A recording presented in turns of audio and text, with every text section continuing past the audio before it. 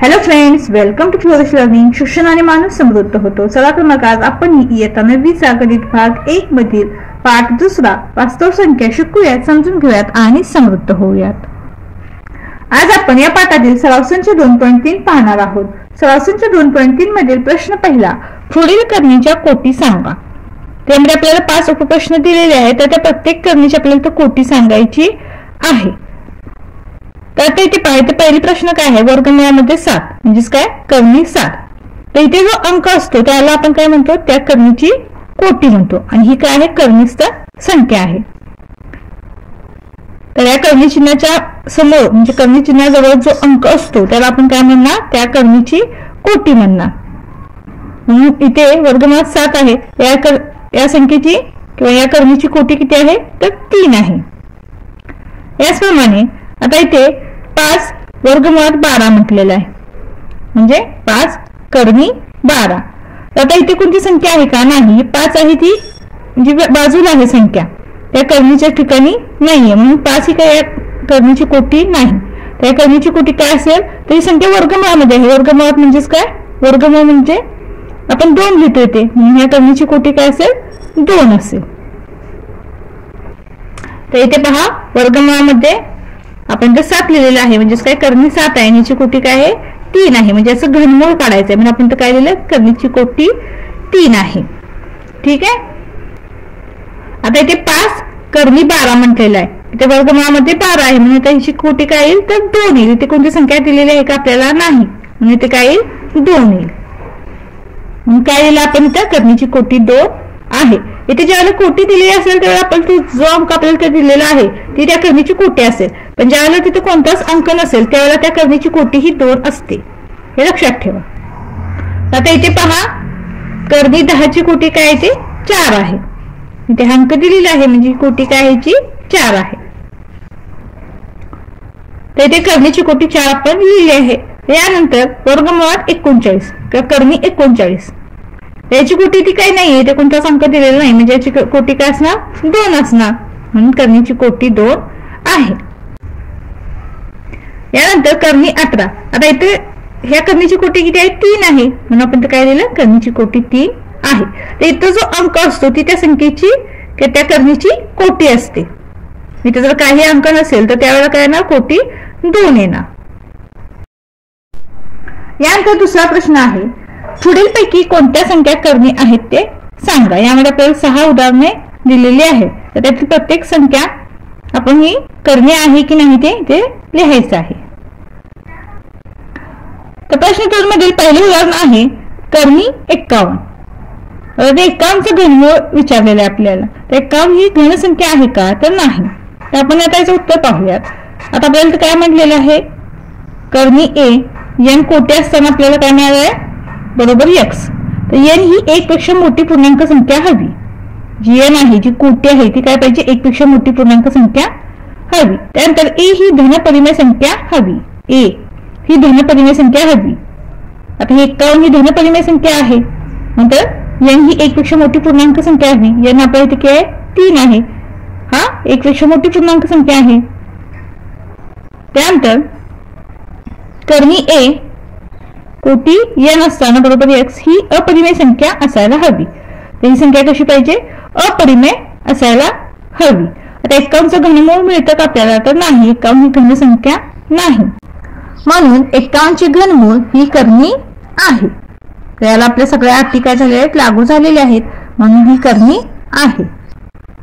यानंतर दुसरं उदाहरण काय आहे, तर 16चे चौथे मूळ. आता यालाच आपण कसं लिहिणार, तर 16चा घातांक 1/4 असं सुद्धा आपण लिहू शकतो. या आधी इयत्तेमध्ये आपण हे शिकलेलो आहोत. बरोबर काय होईल, आता हा सुद्धा काय आहे, तर 4चा वर्ग आहे. किंवा आपण याची अजून फोड केली तर हा 2चा चौथा घात येतो. पहा काय येतो, तर 2चा चौथा घात येतो. 2 आपण 4 वेळेला, 2चा 4 वेळेला आपण जर गुणाकार केला तर आपल्याला 16 ही संख्या मिळते. बरोबर काय होईल, 2चा घातांक 4 कंसाचा घातांक 1/4. बरोबर काय होईल, आता इथे 2चा घातांक 4, इथे काय होईल, दोन्हीच्या मध्ये गुणाकार होईल. घातांकांचे नियम तुम्हाला माहिती आहेत. गुणिले 1/4 बरोबर काय होईल? आता हे 4 ला हे 4 निघून जातील आणि 2चा घातांक 1 असल्यामुळे काही फरक पडणार आहे का त्याच्या किमतीमध्ये? तर नाही, म्हणून इथं उत्तर काय येईल आपलं? 2 असेल. आता 2 ही परिमेय संख्या आहे, तर त्याला आपले जे नियम आहे ते नियम लागू पडतात का? म्हणजे काय म्हटलं तर n ही 1 पेक्षा मोठी पूर्णांक संख्या असायला हवी. आता हा नियम इथे लागू पडतो. कर्णी ही काय आहे? 1 पेक्षा मोठी पूर्णांक संख्या आहे. या जी कर्णीची कोटी आहे ती a ही धनपरिमेय संख्या हवी.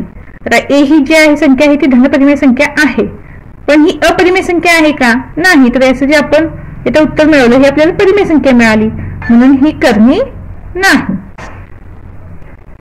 तर याचं उत्तर आपल्याला 2 ही परिमेय संख्या मिळाल्यामुळे 16चे चौथे मूळ ही कर्णी नाही.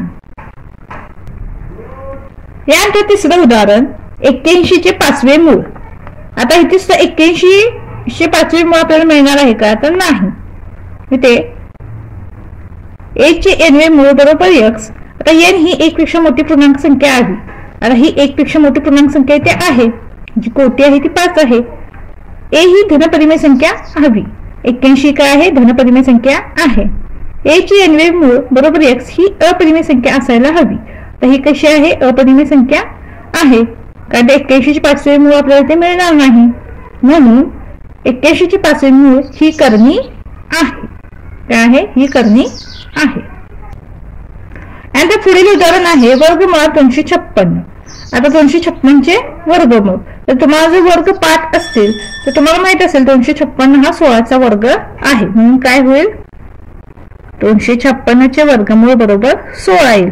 कमीत कमी 30 पर्यंत वर्गमूळ आणि 10 ते 20 पर्यंतचे घन तुम्हाला पाठच पाहिजे, म्हणजे ज्यावेळेला अशी उदाहरण येतात त्यावेळेला तुमच्या ते पटकन लक्षात येतं. म्हणून 256चे वर्गमूळ काय आहे? तर 16 आहे. तर 16 ही परिमेय संख्या आहे, म्हणजे कर्णी होईल का? तर नाही. 16 ही परिमेय संख्या आहे, म्हणून वर्गमूळ 256 ही कर्णी नाही. यानंतर पुढचं उदाहरण आहे 64चे घनमूळ. आता 64चे घनमूळ म्हणजे आपण कसं लिहिणार? तर 64चा घातांक 1/3. तर 64 ही घन संख्या आहे, तर कोणत्या संख्येचा घन आहे हे सुद्धा तुम्हाला माहिती असेल. तुम्ही डायरेक्ट सुद्धा ते लिहू शकताय जर तुम्हाला पाठ असतील तर. 64 हा 4 या संख्येचा घन आहे. आपण पाठ असेल तर डायरेक्ट लिहिलं तरी चालेल, नसेल तर ह्या पद्धतीने आपण हे सोडवूयात. म्हणजेच काय होईल? 4चा घातांक 3 कंसाचा घातांक 1/3 बरोबर काय होईल? 4चा घातांक 3 गुणिले 1/3 घातांकाच्या नियमानुसार बरोबर काय होईल? या 3 ला हे 3 निघून जातील, म्हणून इथे काय मिळेल आपल्याला? 4 मिळेल. आता 4 ही काय आहे? तर परिमेय संख्या आहे. तर 4 आपली परिमेय संख्या आहे, म्हणून 64चे घनमूळ ही कर्णी नाही, कारण आपल्याला इथे मिळालेली संख्या काय? परिमेय संख्या. ही संख्या अपरिमेय ज्यावेळेला मिळेल त्यावेळेला ती कर्णी असते. जर संख्या परिमेय मिळाली तर ती कर्णी नाही. यानंतर पुढील उदाहरण आहे वर्गमुळात 22/7. आता आपल्याला ते स्पष्टपणे दिसत आहे की अपरिमेय संख्या आहे, म्हणजेच काय? ही कर्णी आहे. ज्यावेळेला आपल्याला दिलेली संख्या ही अपरिमेय संख्या असते त्यावेळेला ती कर्णी असते, आणि ज्यावेळेला दिलेली संख्या त्याचं उत्तर आपल्याला परिमेय संख्या मिळतं त्यावेळेला ती कर्णी नाही. यानंतर तिसरा प्रश्न आहे खालील जोड्यांपैकी कोणत्या कर्णींच्या जोड्या सजातीय व कोणत्या विजातीय आहेत हे ओळखा. यामध्ये सुद्धा आपल्याला 6 प्रश्न दिलेले आहेत, तर त्यातील कोणत्या जोड्या ह्या सजातीय आहेत आणि कोणत्या जोड्या विजातीय आहेत हे आपल्याला ओळखून लिहायचं आहे. तर यातील पहिला प्रश्न आहे वर्गमुळात 52 आणि 5 वर्गमुळात 13. तर आपण ते काय करूयात? तर वर्गमुळात 52 आपल्याला तर संख्या दिलेली आहे तिचे आपण अवयव पाडूयात. तर तुम्हाला मूळ अवयव पाडायला येतात, याआधी तुम्ही ते शिकलेला आहात लसावी काढत असताना, किंवा फक्त मूळ अवयव सुद्धा आपण अशा संख्यांचे काढलेले आहेत. तर 52चे अवयव असे पाडायचे आहेत की त्यातील एक अवयव हा वर्गसंख्या असला पाहिजे. आपण जे 1-2 अवयव जे मिळवणार तर त्यातील एक संख्या काय असली पाहिजे? ही कोणत्या तरी संख्येचा वर्ग असली पाहिजे. तर यासाठी तुम्हाला पाडेपाठ असणे सुद्धा खूप गरजेचं आहे. जर तुम्हाला पाडेपाठ असेल तर तुमच्या पटकन लक्षात येईल. तर 52 ही संख्या 13च्या पाड्यामध्ये येते. पहा 13×52 म्हणजेच काय होईल आपल्याला इथे 4 गुणिले 13 या दोन संख्या मिळतील, हे दोन अवयव मिळतील. आता 4 ही संख्या काय आहे? वर्ग संख्या आहे. 4 ही 2चा वर्ग आहे, म्हणजे आपल्याला ह्याचे दोन अवयव सुद्धा मिळाले आणि वर्ग संख्या सुद्धा यामध्ये मिळालेली आहे. बरोबर काय होईल आता? आपण यांना वेगळे लिहूयात. वर्गमुळात 4 गुणिले वर्गमुळात 13. इथे वर्गमुळात 4 आहे, म्हणजेच काय होईल आता? इथे वर्गमूळ चिन्ह निघून जाईल आणि ते काय मिळेल आपल्याला? 2 मिळेल. हे गुणिले चिन्ह आपण लिहिले नाही ते चालेल. आणि वर्गमुळात 13 म्हणजे वर्गमुळात 52चे मुळावे आपल्याला काय मिळाले? ते 2 वर्गमुळात 13 मिळाले. आणि ते दुसरी संख्या काय दिलेली आहे आपल्याला? तर 5 वर्गमुळात 13 दिलेली आहे. म्हणून 2 वर्गमुळात 13 व 5 वर्गमुळात 13. तर यामध्ये वर्गमुळात 13 हा अपरिमेय अवयव समान आहे, तर दोन्हीमध्ये सुद्धा आपल्याला हा अवयव समान मिळालेला आहे. म्हणून वर्गमुळात 52 व 5 वर्गमुळात 13 या सजातीय करणी आहेत. तर त्याचा जो अवयव आहे तो आपल्याला इथे अपरिमेय अवयव आहे तो समान मिळाला आहे दोन्हीमध्ये, म्हणून या सजातीय करणी आहेत. तर ते दुसरे उदाहरण काय पहा. वर्गमुळात 68 आणि 5 वर्गमुळात 3. आता ही जोडी इथे पण पाहणार आहोत. आता इथे काय करूयात आपण? वर्गमुळात 68 आहे याचे अवयव पाडूयात. तर ते अवयव पाडत असताना आपण काय लक्षात घ्यायचं आहे? तर एक संख्या ही वर्ग संख्या असली पाहिजे. तर आता 68चे काय अवयव पडतील? तर 4 गुणिले 17 काय होते? 4 गुणिले 17. 17चा पाडा येत असेल तर तुमच्या लक्षात येईल 17 चौक 68. बरोबर काय होईल? ते वर्गमुळामध्ये 4 गुणिले वर्गमुळामध्ये 17 होईल. आता 4 हा कशाचा वर्ग आहे? 2चा, म्हणून काय होईल? 2 वर्गमुळात 17. यांच्यामध्ये कोणतं चिन्ह नाही म्हणजे यांचा गुणाकार असतो, हे लक्षात ठेवा. म्हणून काय होईल इथे आता? 2 वर्गमुळात 17 व 5 वर्गमुळात 3. हे 5 वर्गमुळात 3 तर आपल्याला आधीच दिलेलं आहे, ते आपण तर लिहिलेलं आहे. तर ते दोन्ही परिमेय अवयव आपल्याला समान मिळाले का? तर नाही मिळाले. तर यामध्ये वर्गमुळात 17 व वर्गमुळात 3 हे अपरिमेय अवयव समान नाहीत. म्हणून आता ही करणी आहे का? तर ही कोणती करणी मिळेल आपल्याला? ती विजातीय करणी मिळेल. यामध्ये वर्गमुळात 17 वर्गमुळात 3 हे अपरिमेय अवयव समान नाही, ते दोन्ही अवयव काय आहेत? वेगळे मिळाले आहेत आपल्याला. म्हणून वर्गमुळात 68 व 5 वर्गमुळात 3 या विजातीय करणी आहेत.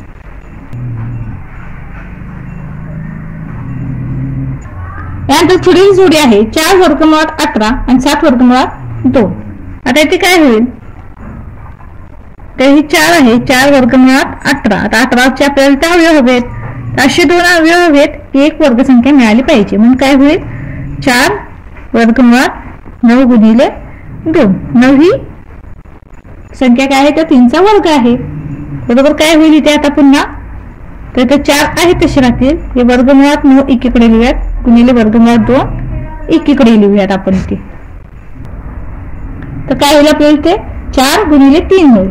3 का? तर 9चं वर्गमूळ काय आहे? तर 3 आहे, गुणिले हे वर्गमुळात 2 आहे तसे. आता 4 आणि 3चा गुणाकार होईल, कारण या परिमेय संख्या आहेत. मग 4 गुणिले 3 काय होईल? 12 आणि वर्गमुळात 2 आहे तसे राहतील. म्हणून काय होईल?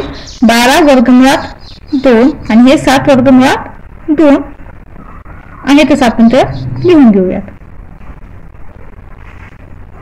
यामध्ये वर्गमुळात 2 हा परिमेय अवयव समान आहे, तर दोन्ही मध्ये सुद्धा आपल्याला इथे वर्गमुळात 2 हा परिमेय अवयव अपरिमेय अवयव समान आहे. म्हणून 4 वर्गमुळात 18 व 7 वर्गमुळात 2 या सजातीय करणी आहेत.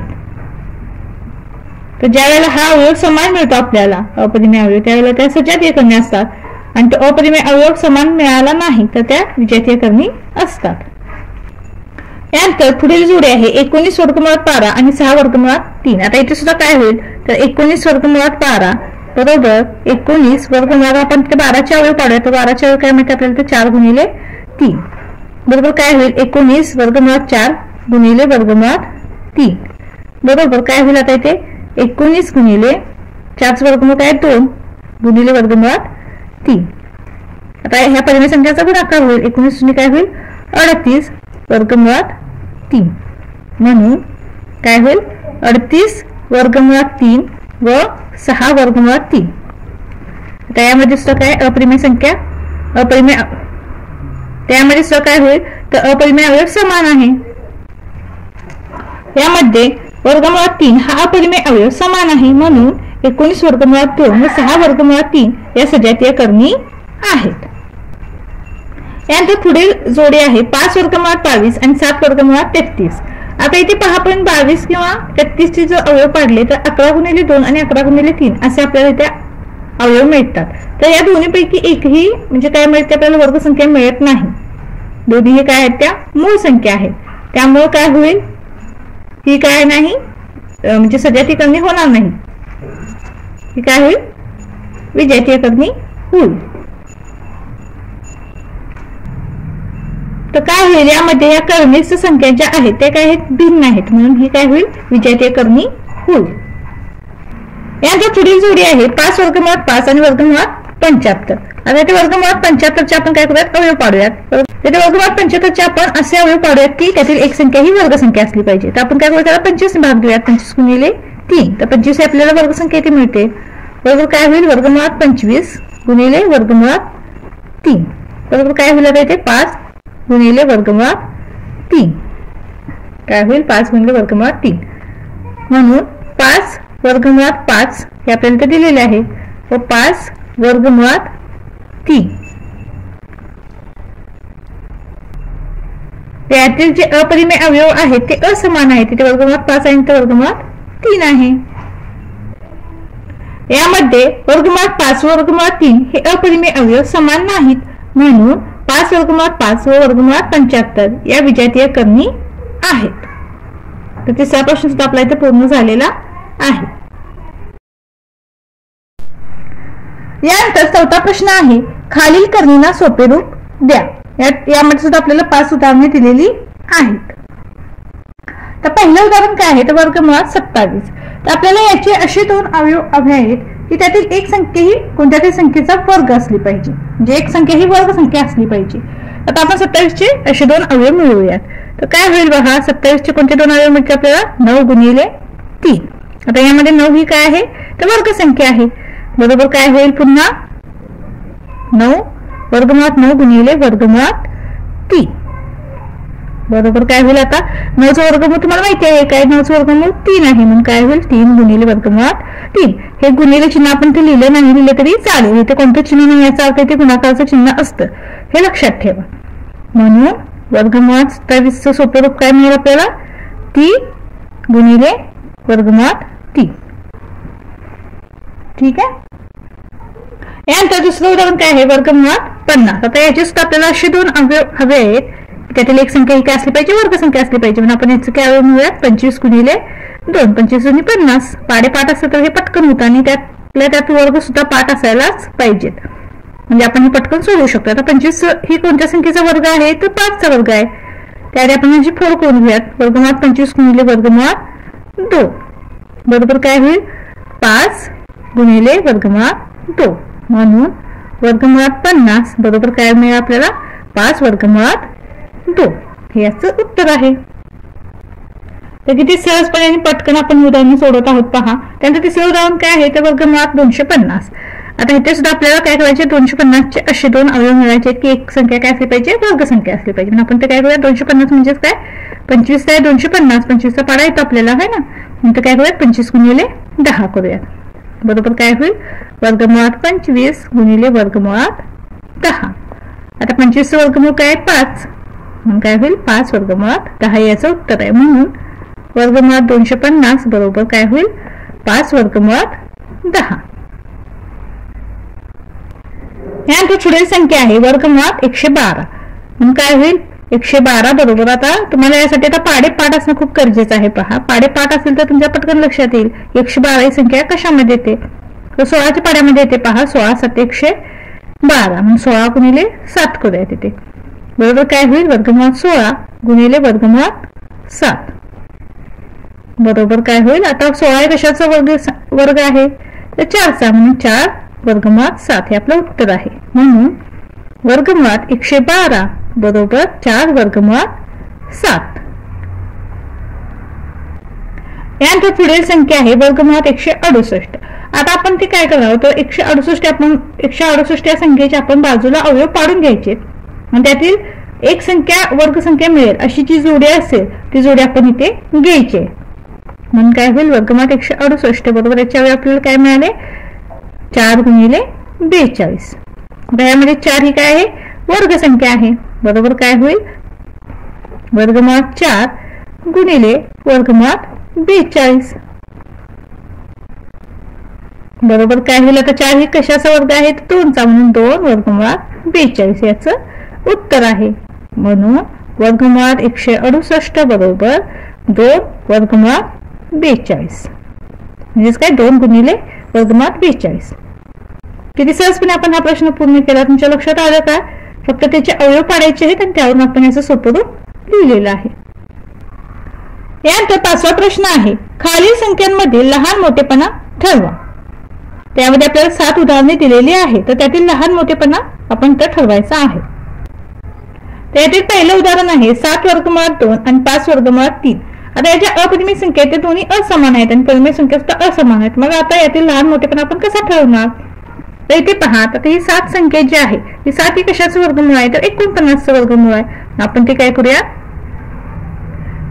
2 गुणिले काय करूया तिथे 49 करूया. 49 कसं घेतलं लक्षात आलं का तुमच्या ते 7चा वर्ग घेतला आपण इथे. याच पद्धतीने इथे सुद्धा काय करूयात आपण हे 3 वर्गमुळात आहे तसे लिहूया. आता 5चा वर्ग काय ना 25 म्हणजे 3 गुणिले 25 होणार.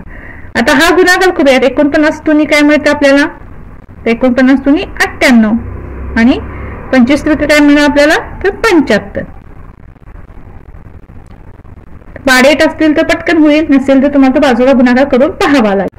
आता 98 आणि 75 मध्ये कोण मोठा आहे तर 98 मोठा आहे म्हणून काय होईल तर 7 वर्गमुळात 2 आणि 5 वर्गमुळात 3 मध्ये कोण मोठा आहे तर 7 वर्गमुळात 2 हे मोठा आहे. म्हणून 7 वर्गमुळात 2 ही संख्या 5 वर्गमुळात 3 पेक्षा मोठी आहे.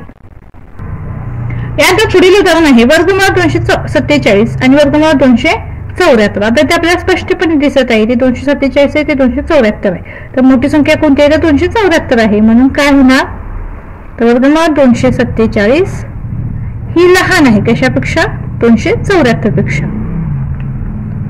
तर जी मोठी संख्या असते त्याकडे आपण अशा पद्धतीने तोंड दाखवतो. जी मोठी संख्या तिकडे आपण तोंड मोठं करणार.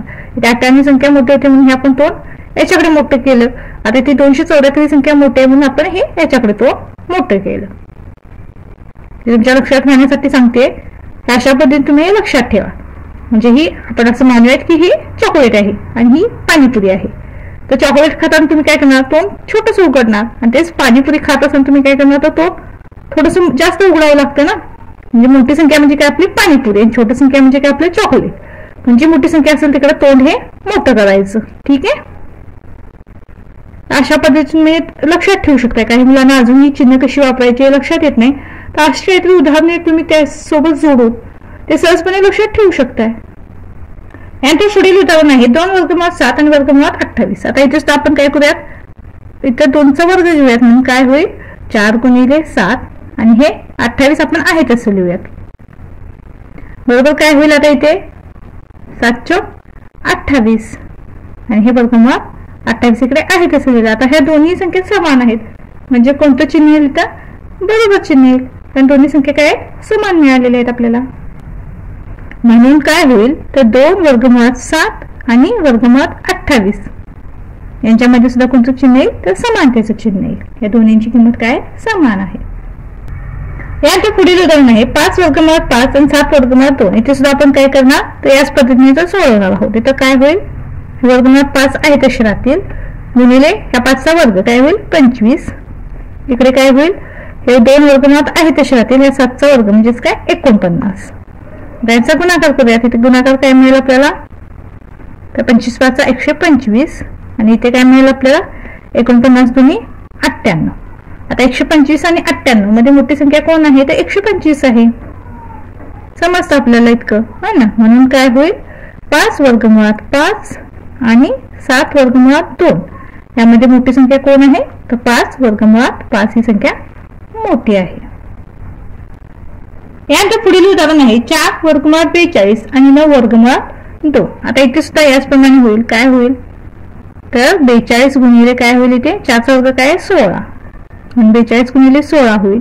आणि इथे काय होईल, हे वर्गमुळात 2 आहे तसे राहतील, गुणिले 9चा वर्ग काय आहे 81. आता यांचा गुणाकार करूयात. हा गुणाकार किती मिळतो आपल्याला, तर 42 गुणिले 16 हा गुणाकार आपल्याला 672 मिळतो. हा तुम्ही गुणाकार बाजूला करून पाहू शकताय.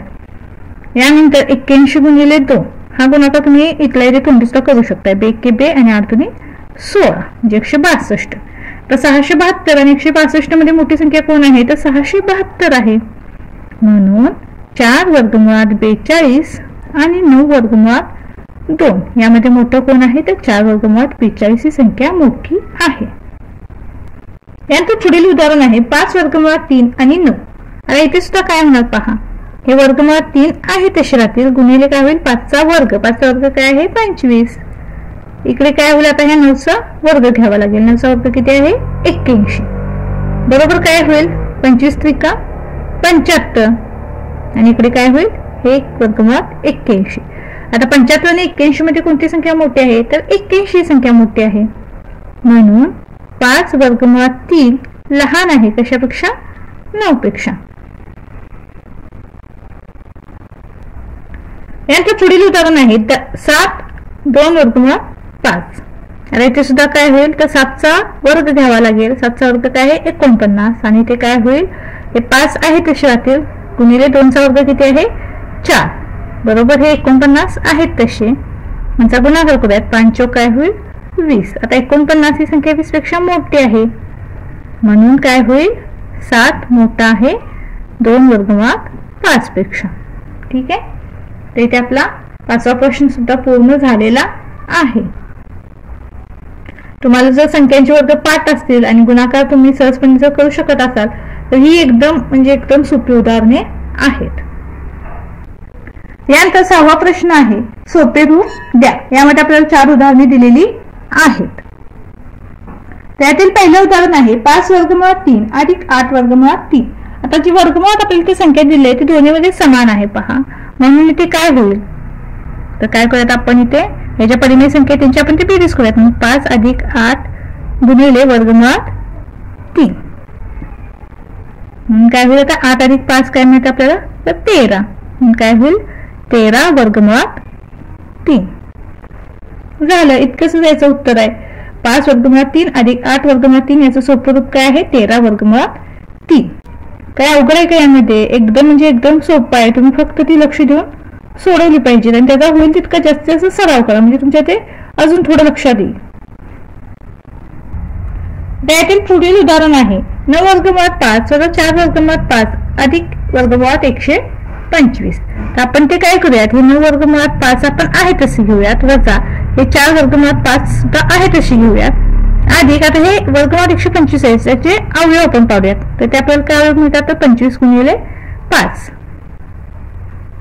कारण इथं सुद्धा आपल्याला वर्गमुळातली जी संख्या आहे ती समान मिळाली पाहिजे, म्हणजे काय होईल उदाहरण आपल्याला अजून जरा सोप्या पद्धतीने सोडवता येईल.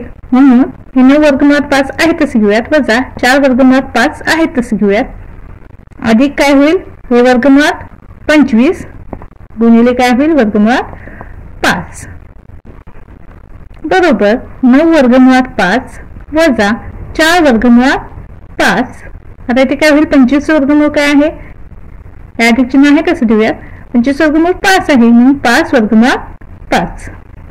तर इथे पण आपल्याला तिन्ही जे अपरिमेय संख्या आहे वर्गमुळातील जी संख्या आहे ती तिन्ही ठिकाणी आपल्याला समान मिळालेली आहे. बरोबर. आता इथे काय करूयात, कंसामध्ये हे 9 हे वजा 4 आहे म्हणून ते वजा चिन्ह घेऊयात, हे 4 अधिक 5 कंस पूर्ण गुणिले वर्गमुळात 5 यांची बेरीज करूयात. आता 9 वजा 4 काय मिळेल आपल्याला, तर 5 मिळेल आणि 5 अधिक 5 10 म्हणून 10 वर्गमुळात 5 हे याचं उत्तर आहे. लक्षात आलं का तुमच्यात, आपण ते 125च्या आधी अवयव पाडून घेतले, त्याला सोपं रूप देऊन घेतलं, त्यानंतर आपल्याला 25 आपण वर्गमूळ घेतलं, त्यानंतर काय केलं तिन्ही ज्या परिमेय संख्या आहेत त्यांना आपण कंसामध्ये घेऊन त्यांची बेरीज वजाबाकी जी आहे ती काय केली आणि त्यानंतर आपल्याला ते उत्तर मिळालेलं आहे. यानंतर पुढील उदाहरण आहे 7 वर्गमुळात 48 वजा वर्गमुळात 27 वजा वर्गमुळात 3. आता इथे सुद्धा काय होईल, ते 7 आपण आहे तसं ठेवूयात. आता 48 चे अवयव पाडूयात. ते एक त्यातील वर्गसंख्या असली पाहिजे. म्हणजे आपण ते काय करूयात 16 गुणिले 3 करूयात. 16 ही 4चा वर्ग आहे. वजा 27 ची सुद्धा आपण ते अवयव पाडणार आहोत. इथे काय करूयात 9 गुणिले 3 घेऊयात. 9 ही सुद्धा काय आहे वर्गसंख्या आहे. वजा वर्गमुळात 3 आहे तसं. बरोबर काय होईल आता हे 7 आहे तसं लिहूयात. गुणिले वर्गमुळात 16 गुणिले वर्गमुळात 3 वजा वर्गमुळात 9 गुणिले वर्गमुळात 3 वजा वर्गमुळात 3. बरोबर काय होईल आता 7 गुणिले आता 16चा वर्गमूळ काय 4 गुणिले वर्गमुळात 3 वजा 9चा वर्गमूळ काय आहे 3 गुणिले वर्गमुळात 3. हे गुणाकाराचं चिन्ह तर लिहिलं नाही लिहिलं तरी चालेल. तर मी लिहिलं आहे तर नाही लिहिलं तरी चालेल. वजा वर्गमुळात 3. बरोबर काय होईल 7×28 गुणिले वर्गमुळात 3 वजा 3 वर्गमुळात 3 वजा वर्गमुळात 3. बरोबर आता इथे काय होईल कंसामध्ये 28 हे वजा 3. आता इथे याचा सहगुणक काही नाही म्हणजे काय असतं याचा सहगुणक नेहमी 1 असतो लक्षात ठेवा. इथे वजा चिन्हामध्ये वजा चिन्ह येणार वजा 1 येईल गुणिले वर्गमुळात 3. बरोबर आता इथे काय होईल 28 वजा 3 25 25 वजा 1 24 म्हणून 24 गुणिले वर्गमुळात 3 हे याचं उत्तर आहे. तर तुम्ही पाहू शकताय 6व्या उदाहरणातील सुद्धा ही तिन्ही उदाहरणे आपली सहजपणे ते पूर्ण झालेली आहेत. तुम्हाला फक्त त्याचं सोपं रूप देता आलं पाहिजे. त्याचे मूळ अवयव काढून त्यातील एक संख्या ही वर्गसंख्या असली पाहिजे. यासाठी तुम्हाला वर्ग पाठच पाहिजे. तुम्ही 30 पर्यंतचे वर्ग पाठच करा आणि पाडे पण 30 पर्यंत कमीत कमी पाठच पाहिजे. यानंतर पुढील उदाहरण आहे वर्गमुळात 7 वजा 3/5 वर्गमुळात 7 अधिक 2 वर्गमुळात 7. आता इथे आपण काय करूयात तर सगळे जे सहगुणक आहेत ते आपण इथे एकत्र घेऊयात. आता याचा सहगुणक काही नाही म्हणजे काय आहे 1 आहे. म्हणून काय होईल 1 वजा 3/5 आता इथे काय होईल अधिक 2 गुणिले कंस पूर्ण येते आणि वर्गमुळात 7. बरोबर काय होईल आता इथे ह्या 1 आणि 2 ची बेरीज होईल म्हणजे काय करूयात 3 वजा 3/5 गुणिले ते वर्गमुळात 7. आता इथे छेद समान आहे का नाही तर याचा छेद काही नाही म्हणजे 1 आहे आणि ते छेद किती आहे 5 आहे. म्हणून आपण ते काय करूयात छेद समान करून घेऊयात. तर छेद समान करून घेण्यासाठी काय करावं लागेल तर तिरकस गुणाकार करावा लागेल. तर छेद काही नाही म्हणजे छेद 1 असतो तर याचा आणि याचा तिरकस गुणाकार होईल. म्हणून काय होईल तर 3 गुणिले 5 छेद 1 गुणिले 5 वजा 3 गुणिले 1 छेद 5 गुणिले 1 कंस पूर्ण वर्गमुळात 7 आहे तसे राहील. बरोबर 5 त्रिक 15 5 एके 5 वजा 3 एके 3 5 एके 5 कंस पूर्ण वर्गमुळात 7. बरोबर 15 वजा 3 किती मिळेल आपल्याला तर 12/5 आणि हे वर्गमुळात 7 आहेत तसे राहतील. म्हणजे हे काय आपलं आलेलं उत्तर आहे. त्याचं सोपं रूप आपल्याला काय मिळालं तर 12/5 वर्गमुळात 7. इथे आपला 6वा प्रश्न पूर्ण झालेला आहे. यानंतर 7वा प्रश्न आहे गुणाकार करा आणि तो सोप्या रूपात लिहा. यामध्येच आपल्याला 4 उदाहरणे दिलेली आहेत. त्यातील पहिलं उदाहरण आहे 3 वर्गमुळात 12 गुणिले वर्गमुळात 18. त्याच्यात आपण काय करूया तर हे 3 आहे तसे राहील. 12चे असे 2 अवयव काढूयात की यातील एक वर्गसंख्या असली पाहिजे. म्हणून काय होईल 4 गुणिले 3 गुणिले 18ची सुद्धा काय करत आपण 9 गुणिले 2 असे आपले 2 अवयव मिळतील. बरोबर हे 3 आहे तसे गुणिले 4चा वर्गमूळ काय आहे 2 गुणिले वर्गमुळात 3. तर इथे काय मिळालं आपल्याला तर 3 गुणिले 4चा वर्गमूळ 2 आणि हे वर्गमुळात 3 आहे तसे गुणिले 3चा वर्गमूळ 9चा वर्गमूळ काय आहे तर 3 गुणिले वर्गमुळात 2. बरोबर काय होईल आता हे 3 दुनी 6 वर्गमुळात 3 गुणिले हे 3 वर्गमुळात 2 आहेत तसे. बरोबर आता इथे काय होईल या 7 आणि 3चा गुणाकार होईल. म्हणून काय होईल 6 गुणिले 3 18 आणि ह्या 3 आणि ह्या 2चा सुद्धा गुणाकार होईल 3 दुनी 6.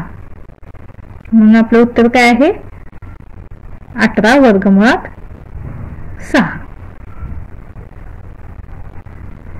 यानंतर दुसरं उदाहरण आहे 3 वर्गमुळात 12 गुणिले 7 वर्गमुळात 15. आता इथे सुद्धा काय होईल, 3 आहे तसे राहतील. वर्गमुळामध्ये काय होईल, 4 गुणिले 3 गुणिले हे 7 आहे तसे राहतील. गुणिले काय होईल, इथे 3 गुणिले 5 बरोबर काय होईल, आता हे 3 गुणिले 4 वर्गमूळ काय आहे 2 गुणिले वर्गमुळात हे 3 गुणिले 7 गुणिले 3 गुणिले 5 आहेत तसे बरोबर. 3 दुनी काय होईल 6 वर्गमुळात 3 गुणिले 7 वर्गमुळात 3 गुणिले 5 आहेत तशी घेऊयात आपण बरोबर. काय होईल आता 6 गुणिले 7 काय होईल 42 आणि यांचा सुद्धा गुणाकार होईल.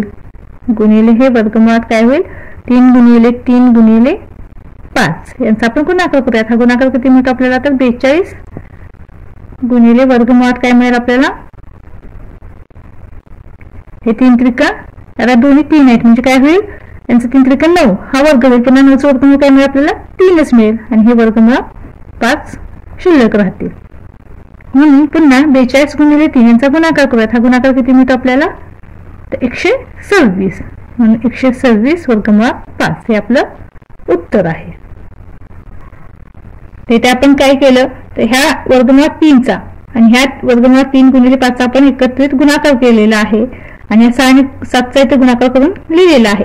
आता पुन्हा इथे काय होईल 3 गुणिले 3 9 मिळेल आपल्याला. पुन्हा 9चे वर्गमूळ काय मिळणार आपल्याला 3च मिळणार. तर आपण ते डायरेक्ट इथे लिहिलेलं आहे आणि वर्गमुळात काय राहील मग 5 राहील. पुन्हा 42 गुणिले 3 आपण केले तर 3 दुनी 6 आहेत का 12 आणि हे वर्गमुळात 5 आपण तर आहे तसं लिहिलेलं आहे. यानंतर पुढील उदाहरण आहे 3 वर्गमुळात 8 गुणिले वर्गमुळात 5. आता इथे सुद्धा काय होईल हे 3 आहे तसे राहतील. वर्गमुळामध्ये काय होईल 4 गुणिले 2 गुणिले वर्गमुळात 5 आहेत तसे बरोबर. 3 गुणिले 4चा वर्गमूळ काय 2 गुणिले वर्गमुळात 2 गुणिले वर्गमुळात 5 बरोबर. काय होईल 3 दुनी 6 वर्गमुळात 2 गुणिले हे वर्गमुळात 5 बरोबर. काय होईल हे 6 आहे तसे राहतील. आता 2 गुणिले 5 यांचा गुणाकार होईल 5 दुनी 10 म्हणून 6 वर्गमुळात 10 हे याचं उत्तर आहे. पुढील उदाहरण आहे 5 वर्गमुळात 8 गुणिले 2 वर्गमुळात 8. आता इथे सुद्धा काय होईल हे 5 आहे तसे राहतील. आता ज्यावेळी काय मिळतं आपल्याला तर 2 गुणिले 4 4 गुणिले 8 ना म्हणून गुणिले हे 2 आहे तसे राहतील. इथे सुद्धा काय होईल 2 गुणिले 4 बरोबर. काय होईल 5 आहे तसे गुणिले आता 4चं वर्गमूळ काय आहे तर 2 गुणिले वर्गमुळात हे 2 आहे तसे राहतील गुणिले 2 पुन्हा इथे सुद्धा काय होईल हे 4चं वर्गमूळ 2 मिळेल. पुन्हा काय होईल गुणिले वर्गमुळात हे 2 आहे तसे राहतील बरोबर. काय होईल आता इथे 5 दुनी 10 वर्गमुळात 2 गुणिले 2 दुनी 4 वर्गमुळात 2 पुन्हा काय होईल आता इथे 40 आणि वर्गमुळात 2 काय होतील 2 गुणिले 2 4 पुन्हा 4चं वर्गमूळ 2 म्हणून 40 गुणिले 2 होईल बरोबर. काय मिळेल आपल्याला इथे 80 40 दुनी 80 तर इथे काय झालं हे 10 चूक 40 लिहिलं आपण. आता हे वर्गमुळात 2 आणि वर्गमुळात 2 यांचा गुणाकार होईल 2 दुनी 4 पुन्हा 4चं वर्गमूळ आपल्याला 2 मिळेल तर आपण ते डायरेक्ट लिहिलेलं आहे आणि यांचा गुणाकार आपल्याला किती मिळाला 80. यानंतर 8वा प्रश्न आहे भागाकार करा आणि तो सोप्या रूपात लिहा. यामध्ये सुद्धा आपल्याला 4 उदाहरणे दिलेली आहेत. तर पहिलं उदाहरण आहे वर्गमुळात 98 भागिले वर्गमुळात 2. आता इथे काय होईल तर वर्गमुळात 98 भागिले वर्गमुळात 2 बरोबर. आपण याला असं सुद्धा लिहू शकतोय की 98 भागिले 2 वर्गमुळामध्ये 98 भागिले 2 बरोबर. काय होईल आता इथे तर आपण 2 ने काय करूयात 98 ला भाग देऊयात. तर हा भाग कितीचा बसतो तर 49 दुनी 98 बरोबर. काय होईल आता 49 ही कशाचा वर्ग आहे तर 7चा वर्ग आहे म्हणून 49 चे वर्गमूळ काय मिळेल आपल्याला 7 म्हणून वर्गमुळात 98 भागिले वर्गमुळात 2 बरोबर. काय मिळेल आपल्याला उत्तर 7. यानंतर दुसरं उदाहरण आहे वर्गमुळात 125 भागिले वर्गमुळात 50 बरोबर. काय होईल वर्गमुळात 125 भागिले वर्गमुळात 50 बरोबर. आपण याला असं सुद्धा लिहू शकतोय वर्गमुळात 125 भागिले 50 बरोबर. काय मिळेल आपल्याला आता वर्गमुळामध्ये आपण काय करायचं सोपं रूप देऊया किंवा डायरेक्ट आपण ते 25 ने सुद्धा याला भाग देऊ शकतो. तर आपण काय करूया 5 गुणिले 25 2 गुणिले 25 असं आपण याला काय करूयात सोपं रूप देऊयात. म्हणून काय होईल आता इथे त्या 25 ला 25 निघून जातील आणि काय होईल 5/2 हे आपलं उत्तर मिळेल. किंवा डायरेक्ट तुम्ही 25 ने भाग दिला तर 25 तुम्ही 50 आणि 25 5 125 असंच आपलं उत्तर मिळेल. म्हणजेच काय वर्गमुळात 5/2 हे आपलं उत्तर आहे. यानंतर पुढील उदाहरण आहे वर्गमुळात 54 भागिले वर्गमुळात 27. बरोबर आता इथे सुद्धा काय होईल वर्गमुळात 54 भागिले वर्गमुळात 27 बरोबर काय होईल तर वर्गमुळात 54 भागिले 27. तर 27 ने 54 ला भाग होतो पाडेपाठ आहेत आपल्याला काय होईल 27 दुनी 54 वर्गमुळात 2 याचं उत्तर आहे. काही अवघड नाही किती सहजपणे आपण उदाहरण सोडवतो. तुम्ही पाहत आहात तिथे पाडेपाठ असेल तर ते पटकन होतं. इथे जर तुम्हाला पाडेपाठ असेल तिथेच आपण डायरेक्ट भाग देऊ शकतो. 25 दुनी 50 25 5 125 इथे सुद्धा 27 1 27 27 दुनी 54 वर्गमुळात 2 आपल्याला त्या मिळालेला आहे. यानंतर पुढील उदाहरण आहे वर्गमुळात 310 भागिले वर्गमुळात 5. आता इथे सुद्धा काय होईल तर वर्गमुळात 310 भागिले 5 बरोबर काय होईल आता इथे 5 ने याला भाग देऊयात. म्हणून काय होईल तर कितीला भाग बसतो 5 × 30 पुढला 1 10 आणि 5 दुनी 10 म्हणजेच काय उत्तर मिळेल आपल्याला वर्गमुळात 62. तर 62 ही वर्गसंख्या आहे का तर नाही. म्हणून काय होईल वर्गमुळात 62 हेच उत्तर आपलं राहील. नंतर पुढचा प्रश्न आहे छेदाचे परिमेयकरण करा. यामध्ये सुद्धा आपल्याला 5 उदाहरणे दिलेली आहेत. इथे पहा पहिला प्रश्न काय आहे 3 वर्गमुळात 5 बरोबर. आता इथे काय होईल तर आपल्याला तर छेदाचं परिमेयकरण करायचंय. म्हणून काय करूयात आपण 3 वर्गमुळात 5 गुणिले काय करूयात छेदाने दोन्ही अंशाला छेदाला गुणूयात. म्हणून काय होईल वर्गमुळात 5 छेद वर्गमुळात 5. तर उदाहरणामध्ये आपल्याला काय दिलं आहे तर 3 वर्गमुळात 5 तर ते छेदामध्ये आपल्याला वर्गमुळात 5 दिले आहे त्यांनीच आपण काय केलं तर अंशाला आणि छेदाला पुन्हा गुणलेलं आहे. इथे तुम्ही हवा असेल तर लिहून घेऊ शकता. इथे अंशाला व छेदाला वर्गमुळात 5 ने गुणून आता आपल्याला उत्तर काय मिळेल तर काय होईल इथे 3 गुणिले वर्गमुळात 5 आणि हे वर्गमुळात 5 गुणिले वर्गमुळात 5 काय होईल वर्गमूळ हे निघून जाईल आणि फक्त काय मिळेल तर आपल्याला 5 मिळेल. तर हे आपलं उत्तर आहे. पुढील उदाहरण आहे 1 वर्गमुळात 14. आता इथे सुद्धा काय होईल तर 1 वर्गमुळात 14 आपण आहे तसं लिहून घेऊयात. गुणिले काय होईल आता वर्गमुळात 14 ने अंशाला आणि छेदाला गुणूयात आपण ते काय होईल वर्गमुळात 14 छेद वर्गमुळात 14. इथे सुद्धा तुम्ही हवं तर असं लिहून घेऊ शकताय अंशाला व छेदाला वर्गमुळात 14 ने गुणून बरोबर काय मिळेल आपल्याला त्याचं उत्तर 1 गुणिले वर्गमुळात 14 म्हणजे काय होईल इथे वर्गमुळात 14 आहे तसे राहील. एक असा गुणक लिहिला नाही लिहिला तरी चालेल आणि हे 14 वर्गमूळ निघून जाईल आणि फक्त इथे 14 मिळेल. यानंतर पुढील उदाहरण काय आहे 5 वर्गमुळात 7. आता इथे सुद्धा काय होईल तर 5 वर्गमुळात 7 आहे तसे राहतील गुणिले वर्गमुळात 7 छेद वर्गमुळात 7 ने आपण इथे गुणणार आहोत. काय होईल इथे 5 वर्गमुळात 7 छेद आता इथे वर्गमूळ चिन्ह निघून जाईल आणि फक्त 7 उरेल. यानंतर पुढील उदाहरण आहे 6/9 वर्गमुळात 3. तर इथे सुद्धा आपण काय करूयात 6/9 वर्गमुळात 3 आहे तसे लिहूयात. आता इथे या काय करूयात आपण त्या वर्गमुळात 3 ने अंशाला आणि छेदाला गुणणार आहोत. म्हणून वर्गमुळात 3 छेद वर्गमुळात 3 बरोबर काय होईल तर 6 वर्गमुळात 3 आहे तसे राहतील आणि इथे काय होईल हे 3चं वर्गमूळ निघून जाईल म्हणजेच काय होईल 9 गुणिले 3 होईल बरोबर काय मिळेल आपल्याला तर 6 वर्गमुळात 3 छेद 9 त्रिक काय होईल 27. यानंतर पुढील उदाहरण काय आहे 11 छेद वर्गमुळात 3. इथे सुद्धा काय होईल 11 छेद वर्गमुळात 3 आपण आहे तसे लिहूयात गुणिले वर्गमुळात 3 छेद वर्गमुळात 3 बरोबर काय होईल 11 वर्गमुळात 3 छेद इथे काय होईल हे वर्गमूळ चिन्ह निघून जाईल आणि काय होईल 3 उरेल. तर अशा पद्धतीने आपल्या इथे सॉल्युशनचे पूर्ण झालेला आहे. व्हिडिओ आवडल्यास चॅनलला लाईक शेअर सबस्क्राईब नक्की करा आणि कमेंट सुद्धा नक्की करा. धन्यवाद.